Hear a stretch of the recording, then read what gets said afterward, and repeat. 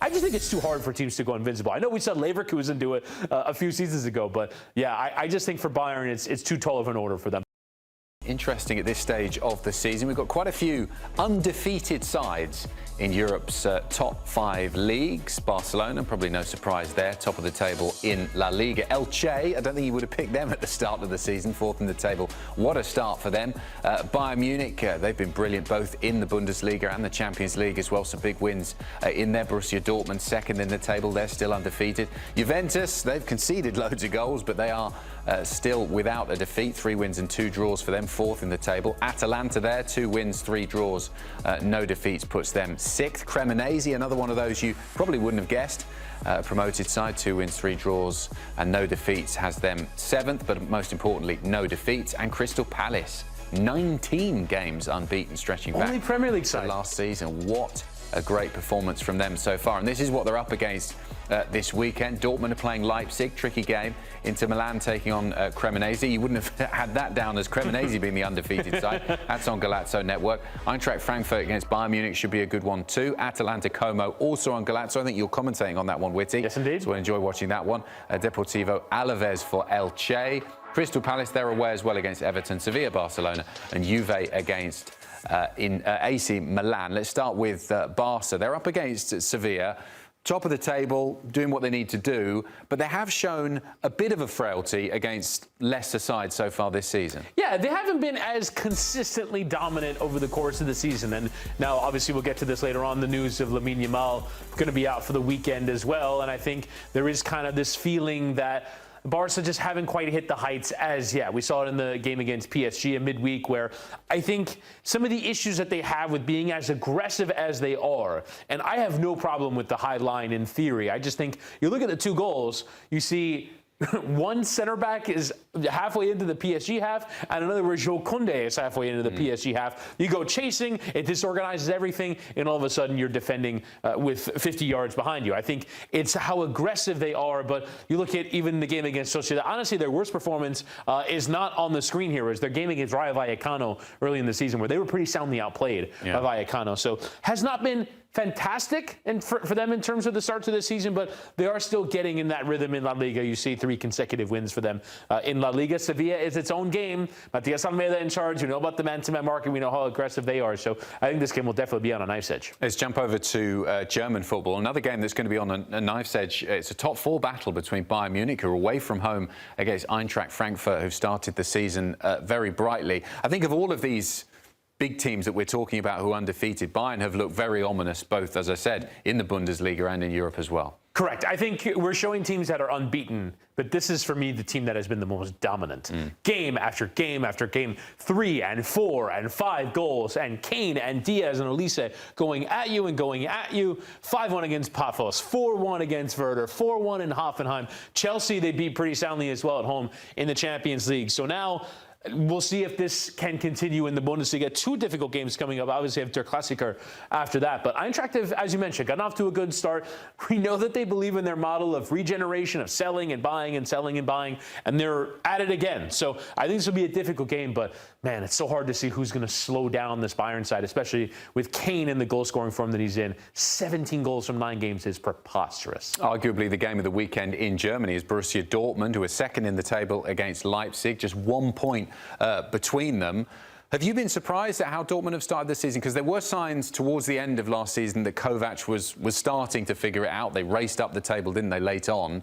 But they've settled themselves now, again, after a period of really up and down. Yeah, and I appreciate this might sound ridiculous after they played a 4-4 in the Champions League on match day 1, but they're a bit more of a normal team. They've gone from heavy metal football to, let's say, maybe more like a classical kind of music. I think the biggest reason, a bit of smooth jazz maybe in this era. And the reason why is because of clean sheets. If you look at their last 4 games in the Bundesliga, they have kept clean sheets in all of them. We know Niko Kovac is not the most entertaining manager. He's not bringing that heavy metal football that Jurgen Klopp brought, but he does bring a team that is more settled, that has more of an idea in defense, and I think that's huge for them because we've just seen them stretched over and over again. So, Anton and Ben Sebaini, they have more of a normal job than they did in previous years. So you give credit to Kovac for settling them down defensively, and now I think the key for them is to kick on. You look at 8 goals from 2 games in the Champions League, obviously the wild one in Juventus, but they look more like a normal team. I think that's a real platform for them to kick on from. Leipzig lost Sesko to Manchester United over the summer, but doesn't really seem to have affected them that much.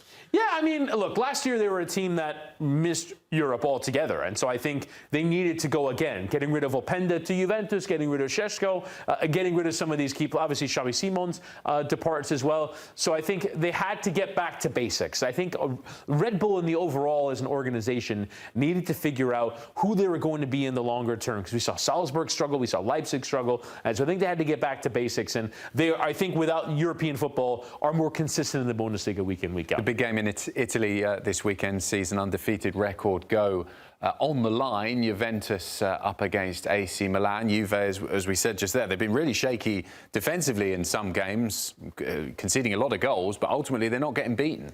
No, and I think the biggest reason why is because I think that they believe in their attacking talent. I think Igor Tudor is a manager who is a bit more aggressive. I think out of that 3-4-3, the wingbacks attack and the midfielders press, and I think this is a really aggressive team. So yes, they have 3 consecutive draws now, but they are still going at their opponents. So we know when they go away to Villarreal, they're going to go and score goals. They scored 2 in the game. They have Openda and Concacaf and Yildiz, who I think are all, as that entire attacking group, they're 5 and 6 deep. Zhegrova, I really like as a signing, I think are really interesting. So I think in the overall, this team is very good going forward. The question is I don't think that they invested enough in terms of depth in defense. I think they've got some decent center backs. I don't think they have brilliant center backs. So I think that's where they lack right now. And I still think that they're figuring out their midfield too. So I think they're very good attacking, but I think the draws need to be converted by wins. And what better place to start than with this Milan game? Look at the fixture list. Milan, Como, Real Madrid is pretty difficult for them coming up. Do you think Allegri spoils the party? AC Milan win this game? Could very easily spoil the party, because we know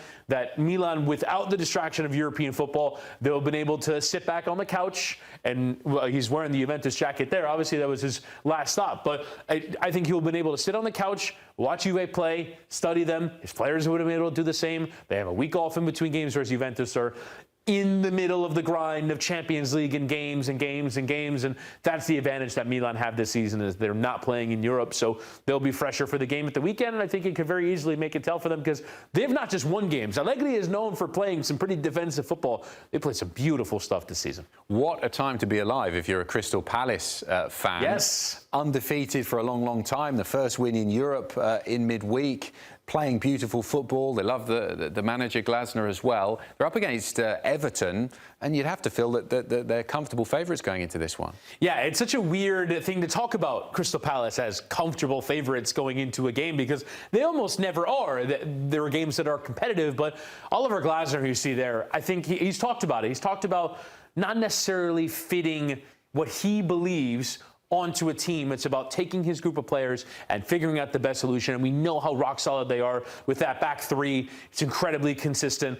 And again, what do we talk about all the time? Especially, I find the English media in particular to talk a lot about when players go, that, oh no, it's over for them. What are they going to do? They sold Eberechi Eze, and look at them. They've gone on and bought well. They've replaced well. Matetas play well up front. Ismail Assar, I think, is a terrific player out in wide areas as well. You have to sell to buy, sell to buy. And I think that's what they did incredibly well with Eze. Can they do it with Guehi if he eventually goes and replaces him? For the moment, they have him. And I think they're just incredibly consistent. They're a consistent team. You know what we're getting week in, week out with Palace. And honestly, could have beaten Liverpool by more in their last match. It's a tall order because it's only October the 3rd. But could any of the teams we've mentioned potentially become invincibles, undefeated for the whole season? No, I'm sorry. I feel bad just kind of completely poo-pooing. Honestly, maybe domestically, I could see Bayern doing it. I see Bayern doing it. I think they are that level of dominant over everyone else. But I just think, look, if Bayern are going to go on a run in the Champions League, in the Pokal, in the Bundesliga, they're going to rotate, especially if we get to the quarterfinal, semifinal stage of the Champions League, and Bayern is still in it, and they have a game at the weekend and a game at midweek, and the legs are scheduled. You know that they're going to rotate on the weekend. They might get caught then. I just think it's too hard for teams to go invincible. I know we saw Leverkusen do it a few seasons ago, but yeah, I just think for Bayern it's too tall of an order for them. But I think they're the team that are the most likely of this group.